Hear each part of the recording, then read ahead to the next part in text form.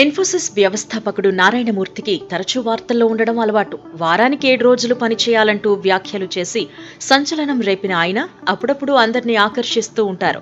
ఇప్పుడేకంగా మనవడికిచ్చిన భారీ గిఫ్ట్తో ప్రపంచ దృష్టిని ఆకర్షించారు.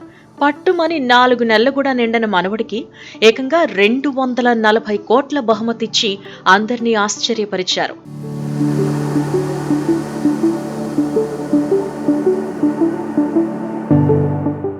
ఇన్ఫోసిస్ నారాయణమూర్తికి ఓ కుమారుడు, ఓ కుమార్తె.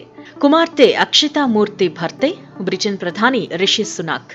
అల్లుడు బ్రిటన్ ప్రధానిగా ఎన్నికైనప్పటి నుంచి నారాయణమూర్తి కుటుంబం తరచూ వార్తల్లో నిలుస్తోంది. తాజాగా ఈయన సతీమణి రచయిత్రి సుధామూర్తి రాజ్యసభకు ఎంపికయ్యారు. నారాయణమూర్తి కూడా వివిధ అంశాలపై ఆసక్తి గొలిపే వ్యాఖ్యానాలతో వార్తల్లో ఉంటూ ఉంటారు.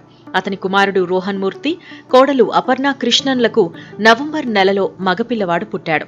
అతడికి ఏకాగ్రహ్ అని పేరు పెట్టారు.